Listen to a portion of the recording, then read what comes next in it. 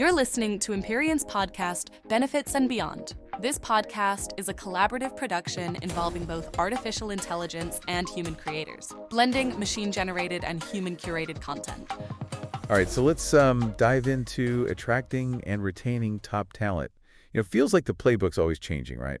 Especially when we're talking about benefits. Oh, absolutely right. It's not just about, salary and those traditional packages anymore. We really need to think outside the box and really get a grasp on what employees actually value today. Yeah, and that's why we're doing a deep dive into this research from Empyrean. Looking at benefit enrollment trends over the past 3 years, we've got to make sure we're keeping up with what really matters to employees, right, as we head towards 2025. Absolutely. And this research really gives us a fascinating look into how those expectations are evolving. And it's not just about the younger generations either. There are some pretty interesting trends across the board. Okay, so first up, pet insurance. It's exploding, right? And get this, boomers are leading the charge at a 49% enrollment rate. Kind of surprising. It is surprising, but it also makes a lot of sense when you think about it. People are increasingly viewing their pets as family members, and they want benefits that reflect that. Right. Plus, vet bills can be incredibly expensive. So for HR professionals, this trend is a real wake-up call. You need to consider the whole person when designing benefit packages. Yeah, it's a reminder that those personal needs and priorities are coming into the workplace. Speaking of changing demographics, Gen Z is clocking in at a 30% enrollment rate for identity theft protection. Not a huge surprise given how digitally connected they are. Exactly. They've grown up online, so they're very aware of the risks that come with digital life. For them, identity theft protection isn't just a perk, it's a necessity. And this highlights the importance of tailoring benefits to different generations, right? What appeals to a Gen Z might not resonate with a baby boomer and vice versa. So we need to be thinking about generational differences when we're designing our benefits. Now, this one isn't as surprising, but it's worth noting wellness programs are still incredibly popular across all generations. Boomers are at 76%, Gen Z at 66%. Seems like everyone's on board with this idea of holistic well-being these days. Absolutely. Well-being is no longer just a buzzword. It's a core value for a lot of employees. But this also means HR needs to think beyond just gym memberships. We need to offer a diverse range of wellness options. Mental health resources, financial wellness programs, mindfulness training, even things like ergonomic assessments for those working from home, catering to a variety of needs and preferences. Sounds like we're moving from a one-size-fits-all approach to something much more personalized. Okay, here's a head-scratcher: legal insurance. It has the potential to be incredibly valuable, but it consistently ranks low in terms of utilization.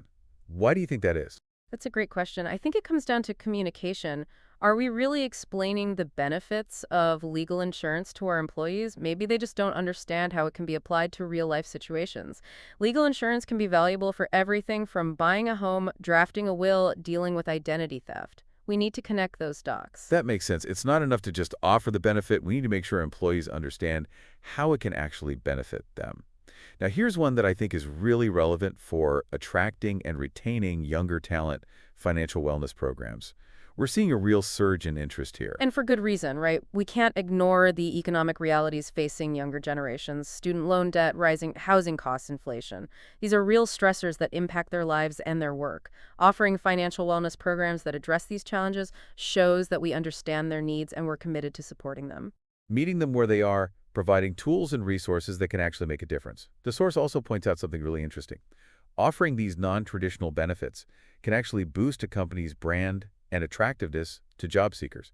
60% of job seekers say they prioritize benefits and compensation when evaluating a potential employer. Exactly. Salary is still important, of course, but it's not the only factor. Candidates want to see that a company cares about their well-being and is willing to invest in benefits that align with their values. It's a way for companies to really stand out in a competitive market and attract top talent. So we've talked about the what's in terms of these emerging benefit trends, but now I want to get into the how can we actually implement and communicate these benefits effectively. The source really stresses the importance of clear communication and customization. Absolutely. It's not enough to just offer a list of benefits. We need to be strategic and thoughtful about how we present them. Okay, so let's break that down. What are some concrete steps HR professionals can take to make sure these benefits are actually understood and utilized? Well, I think it starts with understanding your workforce. Who are you employees? What are their demographics? What are their lifestyles and priorities? We need to gather that data to inform our benefits strategy. Okay, step one, know your audience. That makes sense. But how do we actually go about designing a benefits package that caters to those diverse needs and preferences? That's where customization comes in. We need to move away from the one-size-fits-all approach and offer a range of options that cater to different life stages and individual circumstances. I like that a benefits menu. So instead of assuming everyone needs the same thing, we're empowering employees to choose the benefits that are most relevant to their needs. Exactly. And that might mean offering different levels of coverage for certain benefits or providing a wider array within each category. For example, under wellness, you might have gym memberships, mental health apps, financial counseling, even pet insurance. It's about creating a really robust menu that has something for everyone. That makes a lot of sense.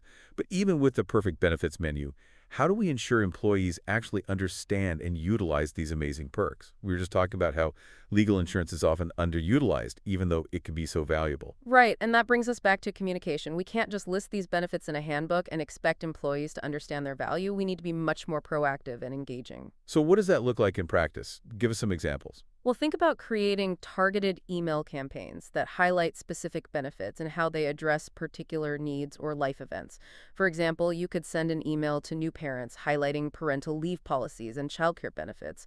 Or for employees approaching retirement age, focus on the financial planning resources available through your 401(k) program. Or maybe a campaign for remote workers, highlighting benefits that support their unique needs like home office stipends or ergonomic assessments. Exactly. You can also use different formats to make the information more engaging. Think about creating short videos or infographics that explain complex benefits in a simple, easy-to-understand way. Visuals can be incredibly effective, especially for younger generations. The source also mentions using real-life examples and employee testimonials. I can see how that would be powerful. Hearing from a colleague about how a particular benefit helped them navigate a difficult situation is probably way more persuasive than reading a dry description in a brochure. Absolutely. Social proof is a powerful tool, and don't underestimate the value of ongoing education. Benefits shouldn't just be a once-a-year conversation during open enrollment. Offer workshops, webinars, or lunch and learns throughout the year to keep benefits top of mind and answer employee questions. This is giving me a lot to think about. It seems like we're moving from a purely transactional view of benefits to something much more holistic and personalized. You're right. It's about creating a culture of well-being and showing employees that we truly care about their lives both inside and outside of work. Okay, we've covered a lot of ground here, but I think it's time to take a deeper dive into why should HR professionals truly care about this shift? What's the bigger picture here? And I want to delve deeper into the why behind this shift in employee benefits. Why is this so crucial for HR professionals today? Well, I think it boils down to this. We're in a huge transformation in the workplace, right? The way we work, the way we live, it's all evolving so fast. And to thrive in this new landscape, companies need to adapt how they attract, retain, and engage talent. Benefits are a big part of that. So it's bigger than just keeping up with trends. We're talking about a fundamental shift in how we think about the employer-employee relationship. Exactly. Think about the challenges companies are facing. A global talent shortage, the rise of remote work employees who are demanding more flexibility and work-life balance. In this environment, benefits are no longer just a perk. They're a strategic imperative. They're a way for companies to stand out, to demonstrate their values, to show candidates that they're invested in their employees' well-being. Absolutely. And it's not just about attracting new talent. It's about keeping the amazing people you already have. When employees feel valued and supported, they're more likely to be engaged, productive, and loyal to the company. So it's not just a feel-good initiative. This is about a win-win company. Companies invest in their employees and then see positive results in productivity, retention, and overall business success. Exactly. And let's not forget the impact on company culture. When you prioritize employee well-being, it fosters a sense of community trust and respect. It creates a more positive and supportive work environment for everyone. So I'm starting to see the bigger picture here. It's about moving beyond a transactional view of the employer-employee relationship and creating something more holistic and meaningful. Right. It's about shifting the mindset from viewing benefits as an expense to seeing them as an investment in your people, your culture, and ultimately in the success of your company. That's a powerful way to frame it. But I think a lot of HR professionals might be feeling overwhelmed by all this. Where do we even begin? How do we translate these big ideas into an actual benefit strategy? That's a great question. The first step is to understand the needs of your workforce, conduct surveys, hold focus groups, analyze your demographics and employee turnover data. Get a clear picture of who your employees are, what their priorities are, and what challenges they're facing. So knowledge is power. The more we understand our employees, the better we can design a benefits package that truly meets their needs. Precisely. Once you have a good understanding of your workforce, you can start to tailor your benefits offerings accordingly. And remember, customization is key. We talked about that earlier, creating a benefits menu with a diverse range of options to choose from. Exactly. Offer different tiers of coverage, introduce new categories of benefits, and be open to experimenting with non-traditional perks that might appeal to specific groups of your workforce. Like pet insurance, student loan repayment assistance, even elder care benefits for employees caring for aging parents. It's about recognizing the diverse needs of our employees and offering solutions that make a difference in their lives. And don't be afraid to get creative. Think about what would make your company stand out. Maybe it's unlimited vacation days, a generous sabbatical program, or a stipend for professional development courses. Create a buzz, generate excitement, show potential candidates that you're a company that really invests in its employees. You got it. But communication is as important as the benefits themselves. You can have the most amazing perks, but if employees don't understand them or how to use them, it's pointless. We talked about targeted communication campaigns, using visuals, sharing employee testimonials, make benefits information accessible, engaging, and relevant. Right. And don't forget about ongoing education.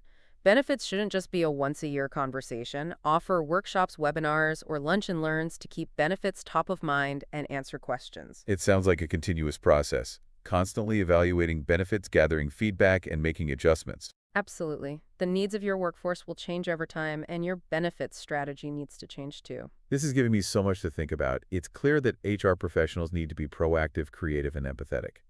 We need to think outside the box, challenge assumptions, and be willing to adapt. I agree. And the companies that do this will be the ones that thrive. I think we've covered a lot, but I want to leave our listeners with something to think about. What's one question they should consider as they navigate this new world of benefits? How can we, as HR professionals, be true strategic partners in our organizations, anticipating the needs of our workforce and designing benefits that not only attract talent, but also contribute to a thriving and engaged workforce? That's a powerful question, and one that will spark a lot of important conversations. I hope so, because it's all about creating workplaces where people feel valued, supported, and empowered to do their best work. That's a great message to end on. Thanks for sharing your insights today.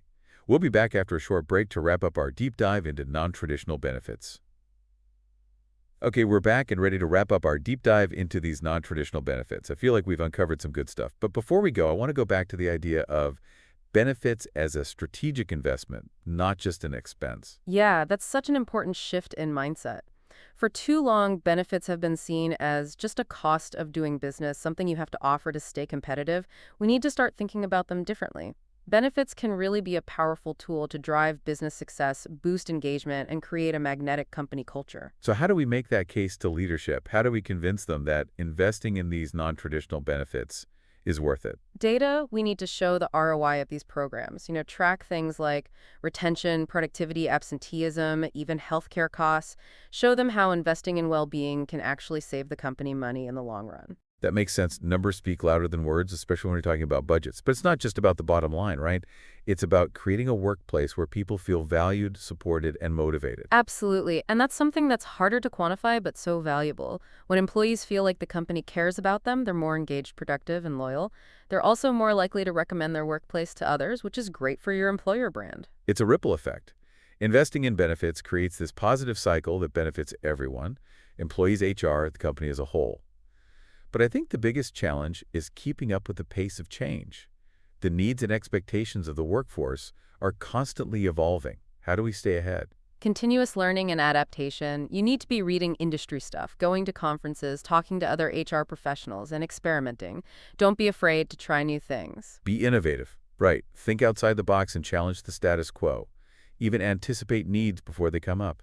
Exactly. Be proactive, not reactive. Stay curious about what's coming next and be willing to adjust your strategy. The workforce of tomorrow will probably have different needs than today. We have to be ready. I love that. Be curious, be adaptable, be bold. This has been great. I feel like I understand why these non-traditional benefits are important and how we can use them to create a truly magnetic workplace culture. It's been great talking with you. I hope our listeners feel ready to take action and rethink how they think about benefits. It's an exciting time to be in HR, and we have a chance to make a real difference. I agree. Thanks again for joining us on this deep dive. We hope you learned something. And remember, the future of work is about putting people first. Until next time. Thanks for joining us today. If you enjoyed this episode, please subscribe and follow us on LinkedIn. We'll be back with more great content in our next episode.